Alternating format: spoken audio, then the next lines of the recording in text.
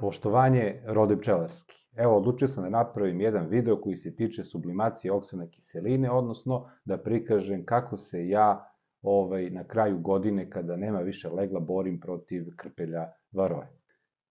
Dve stvari su bile odlučujuće koje su me navele da vam u što kraćim crtama prezentujem neke pojedinosti što se tiču sublimacije oksalne kiseline. Prva stvar su vaši komentari koje sam primio na društvenim mrežama i koji su neki od njih, ne svi, neki od njih bili malo upozoravajući. Drugi razlog je da malo pojasnim sam proces sublimacije i da sklonim onu dogmu koja se tiče i nepoznanice vezane za sam proces sublimacije oksalne kiseline. Prvi razlog zašto sam odlučio da napravim ovaj video jesu komentari koji sam već napomenuo jesu upozoravajući, a primio sam ih od raznih pčelara i starih, iskusnijih i širom, da kažem, Balkana.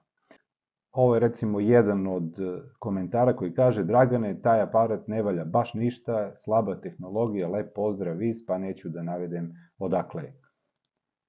Sledeći komentar, odnosno poruka koju sam primio, kaže: kako bez kontrole temperature smeš to da radiš? To je više pitanje. I još jedan komentar koji kaže: potrovaćeš pčele i maticu.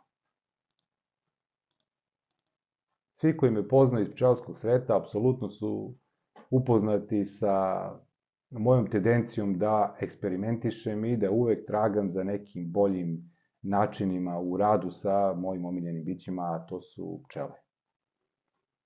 Oksalnu kiselinu sam primenjivao decenijama unazad, pre svega nakapavanjem kao završni tretman u godini, a kasnije sam počeo da eksperimentišem njenu primjenu na neke druge načine. Zadnji način je svakako upotreba Trulex krpa i rastvora oksalne kiseline u glicerinu, a što se tiče završnih tretmana, ali i godišnjih tretmana, počeo sam aktivno da vršim sublimaciju oksalne kiseline.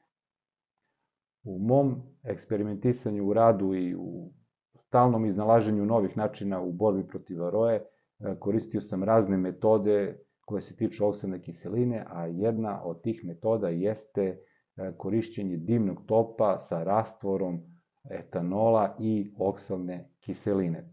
Evo ovde možete videti kako to izgleda u praksi.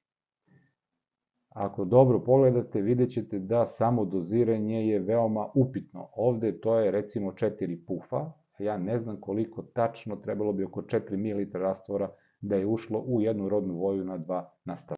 Ono što je bitno da napomenem, da ja nikada nisam imao problema sa ovakvim završnim tretiranjem u toku godine, odnosno da se nije negativno odrazilo na matice, odnosno na pčelinje društvo u celini.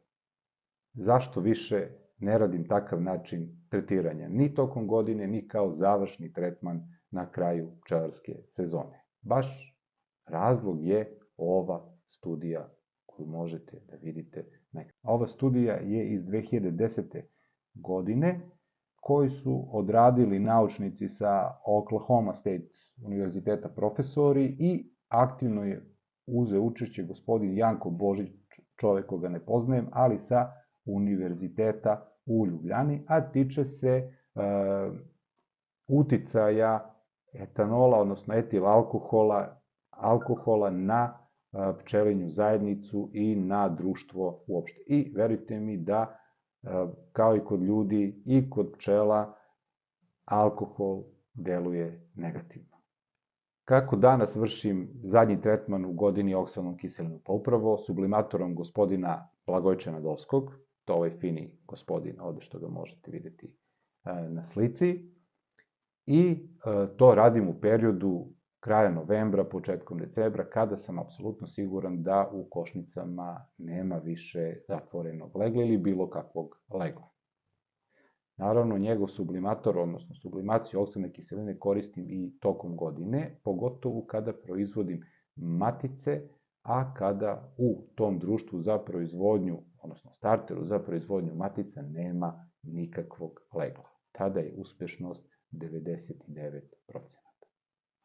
Što se tiče ovih komentara koji mogu da budu pomalo uznemirujući, ali definitivno imaju neku osnovu za sobom, jeste da iza tretmana sublimacijom oksalne kiseline stoji nauka.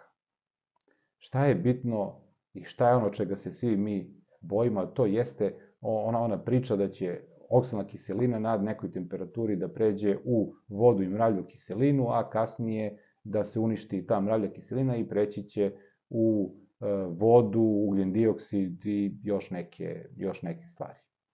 To je tačno, ali u posebnim laboratorijskim uslovima. Ovde na slici vam pokazujem jednu hemijsku formulu koja pokazuje raspad oksalne kiseline prilikom povećanja temperatura. Ali samo i ako samo se to vrši eksperimentalno u zatvorenom sudu uz prisustvo nadpritiska. Znači, ako imate komoru koja je otvorenog tipa jer ima onu, da kažemo, cevku napred, dakle izlazi para oksalne kiseline, ne može doći do stvaranja nadpritiska.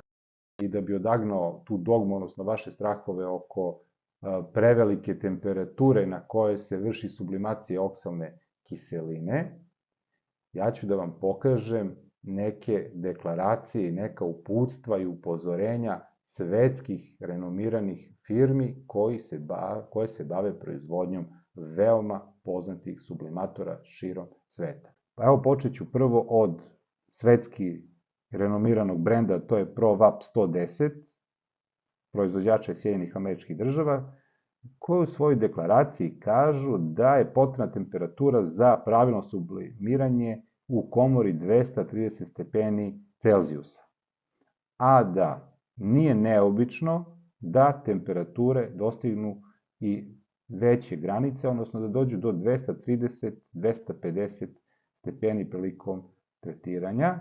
Ovo je normalno i u granicama tolerancije. Sledeći sublimator, to je Oxivap 110, renomirani sublimator koji se koristi u Sjedinjenim Američkim Državama i za njega se takođe kaže da temperature mogu da dostignu preko 250 stepeni i da to nije ništa neobično, ali da je po defaultu, odnosno po postavkama, temperatura zadata za sublimaciju 250 stepeni i ovo je ispravna kalibracija za taj sublimator. Sledeće dva koje želim da prikažem, to su brendovi italijanskih proizvođača Oxalica Pro Easy i Oxalica Basic Start. Vidite ih ovde na slici, a ono što je interesantno, tiče se same deklaracije, jeste da ovo upozorenje kažu da komora gde se vrši sublimacija može da dostigne temperaturu i do 400 stepeni Celzijusa. Znači nije neobično da dođe do tog prekoračenja.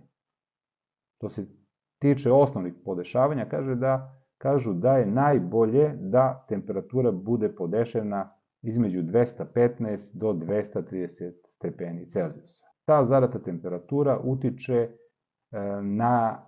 ne na kvalitet sublimacije, nego utiče na ispravnost elemenata od kojih je taj sublimator napravljen. Pretpostavljam da na višim temperaturama može da dođe do topljenja nekih elemenata. Tako, kažem da je ovo super sublimator i da definitivno iskustvo ljudi širom sveta pokazuju da on zadovoljava ono što treba da radi. Sledeći sublimator, to je Sublimox, ako nije švajcarsko-danskog porekla, odnosno neko švajcarsko-danske firme, neka mi oproste ako sam pogrešio. I da pogledamo tu deklaraciju, inače ono što je bitno za njega da on radi na električnu energiju i da je raspon temperatura za sublimaciju od 180 do 185 stepena Celzijusovih, sa nekim odstupanjem od 5 stepeni. Sledeći sublimator nam dolazi iz Švajcarske, izuzetno kvalitetan i dobar sublimator za sublimaciju oksalne kiseline. Naziv proizvoda je Varox, odnosno brenda je Varox, a u deklaraciji se kaže da komora za sublimaciju može dostići temperaturu i do 400 stepeni Celzijusa, što potvrđuje i prethodnu priču sa prethodnim brendom, a potvrđuju priču da je oksalna kiselina izuzetno tolerantna.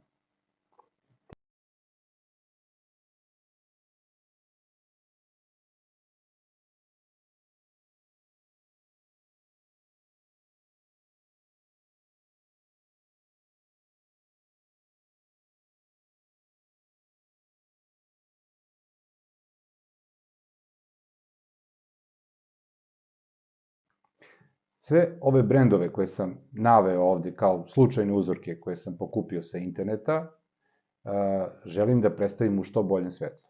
Pre svega, većina tih, ako ne i svi od ovih što sam naveo, rade na električnoj energiji. Da li je sada u pitanju neizmenična struja od 110 V, koja je standard za USA, odnosno američko tržište, ili na 220 ili na 1224, za njihov rad je potrebno koristiti, odnosno imati izvore električne energije. Zašto sam se ja odlučio za sublimator gospodina Blagojevića Nedoskog? Iz više razloga.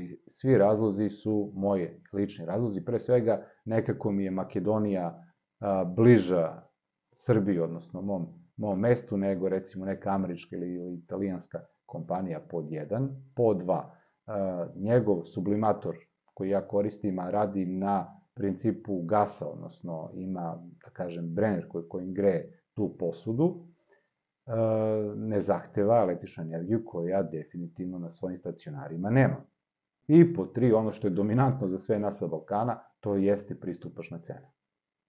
Svi ovi sublimatori koje sam ja ovde slučajnim uzorkovanjem, da kažem, naveo, su izvanrednog kvaliteta i za svoje uslove i za ono što pružaju su idealni za neke druge pčelare. Ja sam se odlučio po zakonu slobodnog tržišta za ono što meni odgovara i ono sa čim mogu da radim. Neću da ulazim u detalje, ali na osnovu fizike, hemije, zakona termodinamike i tako dalje, sve ove priče o tome da sublimator koji ja koristim nije dobar, da ne radi dobro sublimaciju, da ne znam šta tu, padaju u vodu. Ne želim nikoga da omalovažavam ili da kažem da je neki brend bolji, da je neki proizvod gori, jednostavno za moje uslove sublimator gospodina Blagojevića Nedoskog je idealan.